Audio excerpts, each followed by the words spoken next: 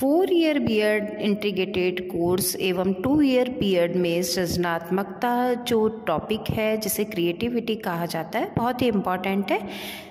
संसार में जन्म लेने वाला प्रत्येक प्राणी दूसरे प्राणी से गुणों के आधार पर भिन्नता रखता है और व्यक्ति जो गुणों के आधार पर जो भिन्नता रखता है उसी प्रकार से एक व्यक्ति में जो सृजनशीलता का गुण होगा वह दूसरे व्यक्ति में भिन्न मात्रा में होगा। तो सृजनशीलता का गुण भी सभी मनुष्यों में समान मात्रा में नहीं होता, अर्थात कुछ व्यक्ति अधिक सृजनशील होते हैं और कुछ कम। सृजनात्मकता या सृजनशीलता राष्ट्र की उन्नति के लिए आवश्यक है। सृजनशीलता किसी न किसी रूप में सभी व्यक्तियों में पाई जाती है, कुछ व्यक्तियों में कम पाई जाए या कुछ में ज़्यादा पाई जाए, लेकिन ऐसा नहीं हो सकता। सभी व्यक्ति सृजनशील होते हैं, किसी न किसी रूप में उनमें क्रिएटिविटी आती है, जैसे कि वह अपनी क्रिएटिविटी के आधार पर अपने समाज या राष्ट्र को आगे बढ़ाते हैं या उनकी उन्नति में योगदान देते हैं। हम उदाहरण के रूप में कह सकते हैं कि कृषक द्वारा किया जाने वाला कृषि कार्य या डॉक्टर द्वारा दी जाने वाली चिकित्सा सुविधा या शिक्षक द्वारा किया जाने वाला शिक्षण समाज का उत्थान करते हैं, समाज की उन्नति करते हैं एवं समाज में योगदान देते हैं। ये सदैव जो सृजनात्मकता है व्यक्ति की वह राष्ट्र को उन्नति की ओर अग्रसर करती है। यानी प्रत्येक व्यक्ति द्वारा जो भी सृजनात्मक कार्य किया जाए या जो भी कार्य किया जाता है उसे सृजनात्मकता के रूप में माना जा सकता है, लेकिन उसके लिए एक शर्त है कि यह जो कार्य या व्यवसाय है उसको सृजनात्मकता तभी माना जाएगा जबकि वह समाज द्वारा स्वीकृत एवं मान्य हो, अर्थात उस व्यक्ति के जो कार्य करने से समाज का हित हो रहा हो, समाज का उत्थान हो रहा हो। इस प्रकार हम कह सकते हैं कि सृजनात्मकता वह लक्ष्य निर्देशित क्षमता है जो कि व्यक्ति में नए विचार उत्पन्न करती है। ये शाब्दिक रूप में, अशाब्दिक, मूर्त व अमूर्त रूप में भी हो सकती है। सृजनात्मकता के शाब्दिक अर्थ की बात करते हैं तो सृजनात्मकता को अंग्रेजी में क्रिएटिविटी कहते हैं, जिसकी उत्पत्ति लैटिन भाषा के शब्द केरे से हुई है, जिसका अर्थ है अस्तित्व में आना एवं उगना।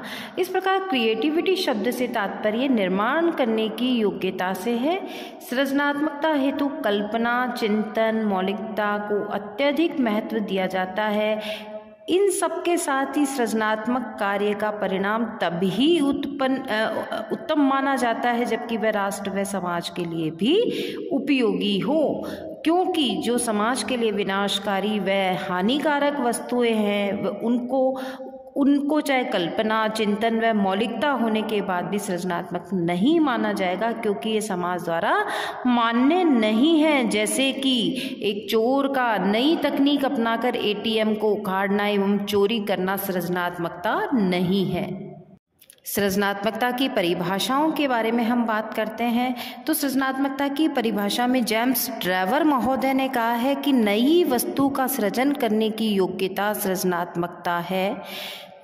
मतलब अगर हम कोई अपने नए विचारों से अपने मौलिक विचारों से किसी नवीन वस्तु का सृजन करते हैं तो वो जो योग्यता है हमारी, वही हमारी सृजनात्मकता है। और बीने की डेफिनेशन है वह ये कहती है कि एक व्यक्ति लकड़ी की मनचाही कलात्मक वस्तु बना सकता है, चित्रकार मनचाहे रंगों से चित्र की सजीवता प्रकट कर सकता है। इसी प्रकार मूर्तिकार एवं वास्तुविद भी अपनी अपनी कलाओं की छाप छोड़ते हैं और यही तो सृजनात्मकता है। अर्थात लकड़ी की कलात्मक वस्तु बनाना, चित्रकारिता करना एवं मूर्ति बनाना, यह सभी कार्य सृजनात्मकता में आते हैं, लेकिन आवश्यक है कि यह कहीं ना कहीं समाज की एवं राष्ट्र की उन्नति में सहायक हो। स्टैन के अनुसार जब किसी कार्य का परिणाम उत्तम हो और जो किसी निश्चित समय पर उपयोगी एवं स्वीकृत हो वही कार्य सृजनात्मक कहलाता है। यानी सृजनात्मकता के लिए जो कार्य किया जा रहा है उसका परिणाम सदैव सकारात्मक होना चाहिए, उपयोगी होना चाहिए। अब हम सृजनात्मकता की विशेषताओं के बारे में बात करते हैं, कैरेक्टरिस्टिक्स ऑफ द क्रिएटिविटी। तो सृजनात्मकता की विशेषताओं में प्रत्येक व्यक्ति में सृजनात्मकता किसी न किसी रूप में पाई जाती है और सृजनात्मकता सदैव मौलिक एवं नवीन होनी चाहिए, यानी हमारे जो मौलिक और नवीन विचार है उसी से हम किसी वस्तु का सृजन करते हैं, उसी को हम सृजनात्मकता की श्रेणी में लेते हैं। लेकिन सृजनात्मकता सदैव समाज व समूह द्वारा उपयोगी होनी चाहिए। जो समाज के लिए उपयोगी नहीं है और जो समाज के लिए विनाशकारी है, ऐसे विचार सृजनात्मक नहीं हो सकते। सृजनात्मकता सदैव प्रगतिशील परिणाम की जो घोतक है। सृजनात्मकता में कल्पना व चिंतन की प्रधानता होती है, यानी प्रत्येक व्यक्ति में सृजनात्मकता तो होती है लेकिन वह सृजनात्मक कार्य अपनी कल्पना और चिंतन क्षमता के आधार पर करता है। और सृजनात्मक कार्य करने के लिए प्रवीणता एवं दक्षता यानी योग्यता होनी चाहिए। व्यक्ति तभी सृजनात्मक कार्य कर सकता है जब उसमें किसी कार्य को करने की योग्यता एवं दक्षता होगी। सृजनात्मकता सदैव साधारण कार्य से अलग हट करके सोचने व कार्य करने की क्षमता है।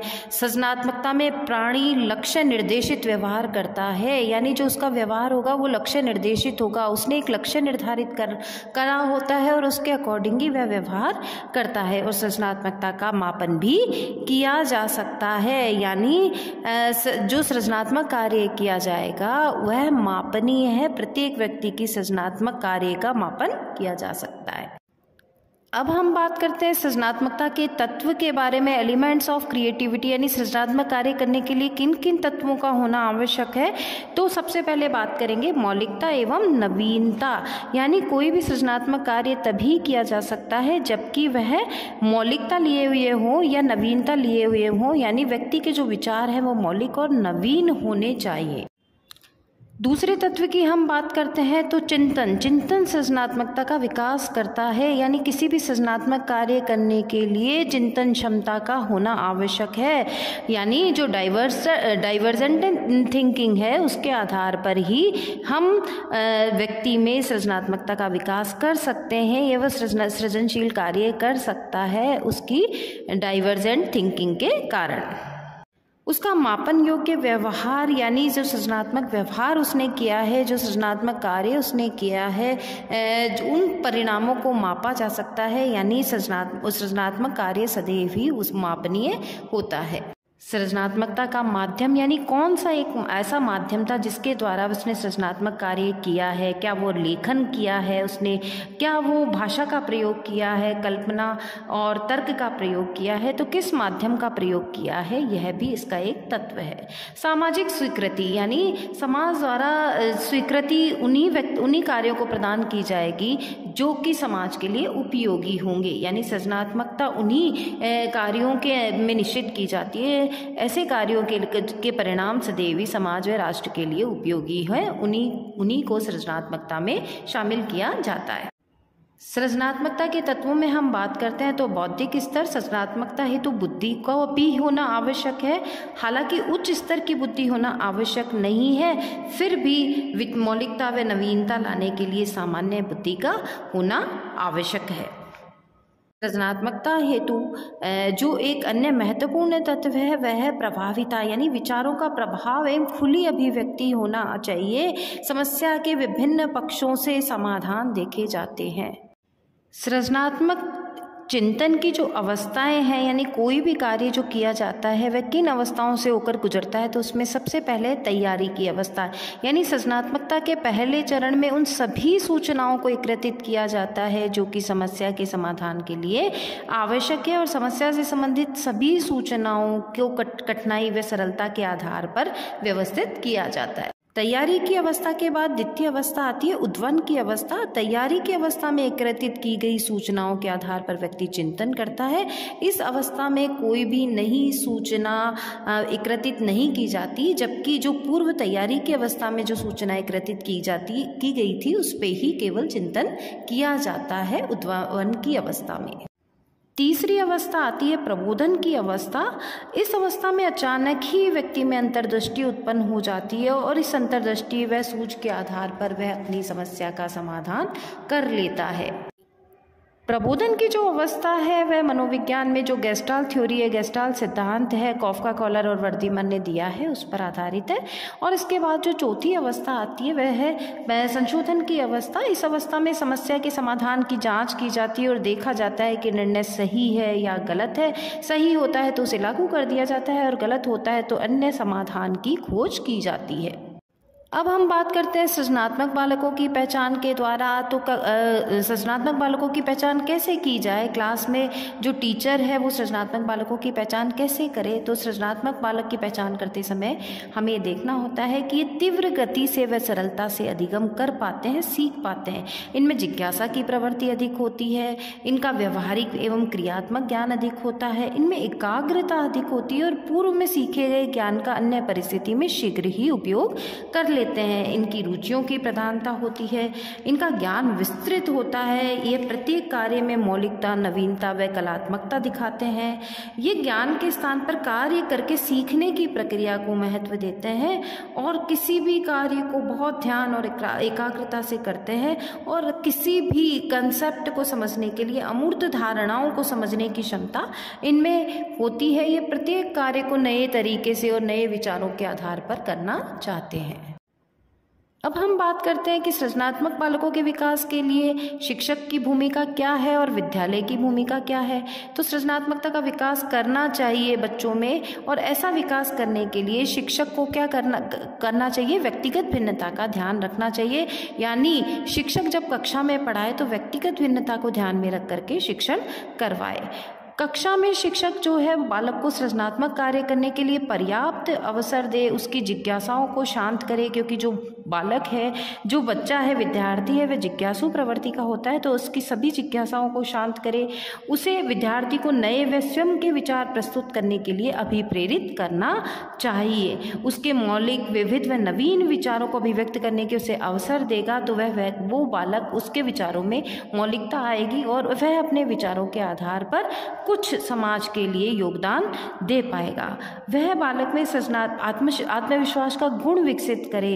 ऐसे बच्चे आत्मविश्वास के गुण के आधार पर ही सृजनात्मक कार्य कर पाते हैं। प्रयोगशाला एवं कलात्मक केंद्र भी बालकों के सृजनात्मक विकास में उपयोगी है।